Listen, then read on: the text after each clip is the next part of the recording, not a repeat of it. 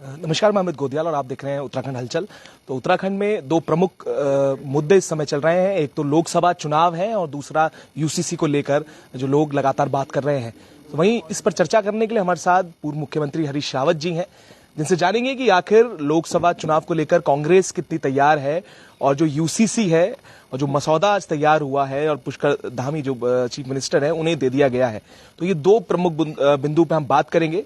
तो हरीश रावत जी हैं। रावत जी, लोकसभा चुनाव को लेकर लगातार कांग्रेस की किस तरह की तैयारी है और क्या आगे हरीश रावत जी कहां और किस तरफ रुख कर रहे हैं, उस बारे में क्या कहेंगे? कांग्रेस की तैयारियां भी बहुत मुकम्मल हैं, बहुत गंभीरता से के साथ तैयारियां चल रही हैं। पार्टी संगठन सब जगह बहुत चुस्त दुरुस्त है। नेतागण बहुत सक्रियता के साथ हर मोर्चे पर डटे हुए हैं और जनता भी तैयारी कर रही है। जनता इस बार परिवर्तन चाहती है। लोग चाहते हैं कि अब ये बहुत हो गया हिंदू मुसलमान। लोग चाहते हैं कि अब गरीबी पर बात हो, महंगाई पर बात हो, बेरोजगारी पर बात हो, जो भ्रष्टाचार बढ़ रहा है उस पर बात हो, जो गरीब अमीर की खाई निरंतर बढ़ती जा रही है उस पर बातचीत हो और जो विसंगतियां सभी क्षेत्रों में दिखाई दे रही हैं उन पर चर्चा हो। तो ये जो बुनियादी मुद्दे हैं लोगों के जीवन पर असर डालने वाले, उनके बच्चों के भविष्य पर असर डालने वाले, उनके मान सम्मान, उनकी शिक्षा, स्वास्थ्य आदि पर असर डालने वाले, उन सब पर लोग चाहते हैं कि अब चुनाव होना चाहिए, उन मुद्दों पर चुनाव होना चाहिए।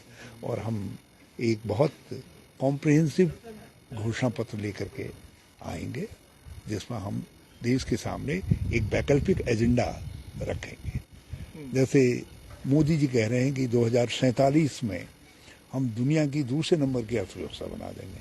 हम उसके जवाब में हम लोगों से कहेंगे कि हम 2030 में, 2040 में, 2050 में व्यक्ति की पर कैपिटा न्यूनतम आय, ताकि प्रत्येक व्यक्ति की आय इतनी बढ़ जाए कि वो एक सम्मानजनक जिंदगी जी सके, अच्छा खाना खा सके, पढ़ सके, उसके बाद अपना घर हो, उसके बाद अपना संसाधन हो, वो अच्छी शिक्षा ग्रहण कर सके, उसको अच्छा स्वास्थ्य मिल सके, स्वास्थ्य सुविधाएं मिल सकें। तो इसके लायक उसकी पर कैपिटा इनकम को बढ़ाएंगे। उसके लिए न्यूनतम सीलिंग हम निर्धारित करेंगे। हमारे एक्सपर्ट्स उस पर काम कर रहे हैं कि ये न्यूनतम सीलिंग कितनी होनी चाहिए। मोदी जी के राज्य में बड़े बड़े होंगे और बड़े होंगे। जिस तरीके से रॉकेट की तरीके से तेजी के साथ अडानी की संपत्ति बढ़ी, अंबानी की बढ़ी और कुछ देश के 40-50, 10 लाख, 15 लाख पूंजीपतियों की बढ़ी है, वो उनको बढ़ाना चाहते हैं। और कांग्रेस 140 करोड़ लोगों की आय में वृद्धि चाहती है। उसमें हम एक संतोषजनक वृद्धि करेंगे ताकि श्री गोदियाल को मालूम हो कि कांग्रेस आएगी तो 2030 में मेरी न्यूनतम आय की ये गारंटी होगी। हम इस बात की गारंटी देंगे। हम मोदी जी की जैसी गारंटी नहीं देंगे कि हर खाते में 15 लाख या 2 करोड़ नौकरियां जो है।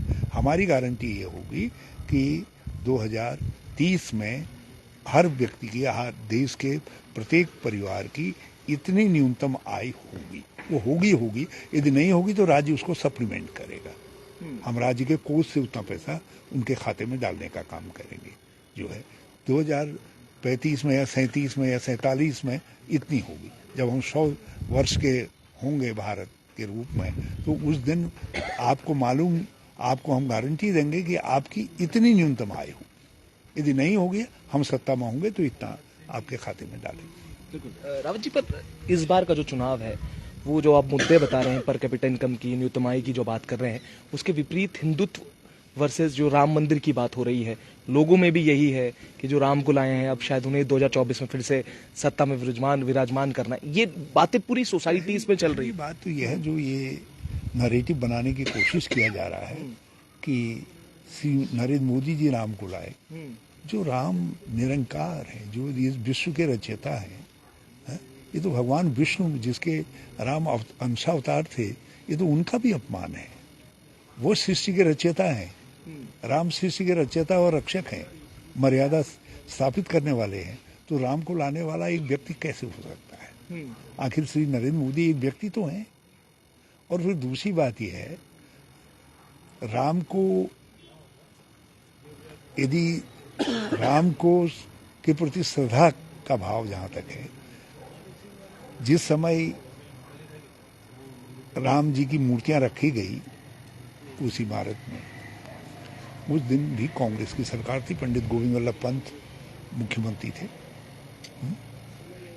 जब ताला खुला तब भी कांग्रेस की सरकार थी, जब फिर से पूजा प्रारंभ हुई तब भी कांग्रेस की सरकार थी, जब भूमि का आवंटन हुआ तब भी कांग्रेस की सरकार थी, जब शिलान्यास हुआ तब भी कांग्रेस की सरकार थी। और जब परामर्श के जरिए चीजों को हल करने की बात आई, समस्या समाधान की बात आई, तो सक्सेसिव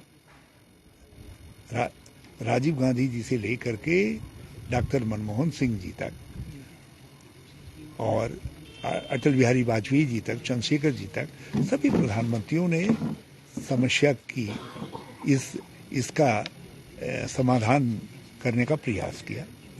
जब नहीं हुआ तो अंततः मामला सुप्रीम कोर्ट में गया और सुप्रीम कोर्ट ने सर्वसम्मति से एक राय दी, 5 जज, जिसमें एक मुस्लिम जज भी थे, मुस्लिम फेथ को मानने वाले, सर्वसम्मति से राय दी और सारे मुसलमान भाइयों ने उस निर्णय को मान लिया। तो इसमें मोदी जी कहां से आ गए? केवल प्राण प्रतिष्ठा में मुख्य यजमान बनने से यदि मोदी जी राम लाने वाले बन गए हैं, तो हम कह रहे हैं भगवान मोदी जी, आप जो है जितने हमारे 33 करोड़ देवता हैं सबके यजमान बनिए ना, सबको ले आइए, मेरे गांव के गोयल देवता को भी ले आइए, मैं भूमिया देवता को भी ले आइए, आप उनकी भी प्राण प्रतिष्ठा के यजमान बन जाइए। तो ये एक भ्रम पैदा किया जा रहा है कि मोदी, श्री नरेंद्र मोदी जी राम लाए, जो सबके सृष्टि निर्माता हैं, उनको लाने वाले एक व्यक्ति कैसे हो सकता है? तो ये अपमान है राम जी का जो है। सब राम भक्त हैं, राम सबके दिलों में है, राम में हम आस्था है, हमारे विश्वास है राम। हाँ, भाजपा के लिए राम राजनीति है। 22 तारीख को भी भाजपा ने राम जी के नाम पर राजनीति की, उसी का हमने विरोध किया। हमने कहा भाई जब राजनीति हो रही है, नहीं तो प्राण प्रतिष्ठा महामहिम राष्ट्रपति से करवा देते ना, उनके अगल बगल पक्ष और विपक्ष के नेता सब खड़े हो जाते। किसी ने इनकार किया था, शंकराचार्यों से करवा देते, तब खड़े हो जाते। लेकिन मोदी जी जो भाजपा के चुनाव प्रचारक हैं और संघ प्रमुख मोहन भागवत जी, अब वो जहां हों तो हमसे कहा जा रहा है तुम भी पहुंचो, हम कैसे पहुंचेंगे वहां भाई? कैसे पहुंचेंगे? आपने राजनीति कर ली। तो हम इसीलिए कह रहे हैं, हमारे राम आस्था है, हमारे राम विश्वास है और भाजपा के लिए राम जो है राजनीति है। तो देश की जनता इस बात का फैसला करेगी कि भाजपा जो राम के नाम पर राजनीति कर रही है वो ठीक है, या जो है वो लोग ठीक हैं जिनकी राम में आस्था है, जिनके राम में विश्वास है। बिल्कुल। तो अभी यूसीसी पे भी बात कर लेते हैं, क्योंकि आज जो मसौदा है वो तैयार हो गया है, उसको लेकर आपका क्या कहना है? यूनिफॉर्म सिविल कोड को लेकर जो आज है और विधानसभा के पटल पर ये रखा जाएगा, उसके बाद सारी चीजें सोशल होंगी कि क्या होने वाला है, क्या इस कोड में रहेगा, इसको लेकर आप क्या कहेंगे? देखिए, यूसीसी का मतलब क्या है? यूनिफॉर्म सिविल कोड, यूनिफॉर्मिटी तभी आ पाएगी जब सारे देश के लिए एक कानून होगा।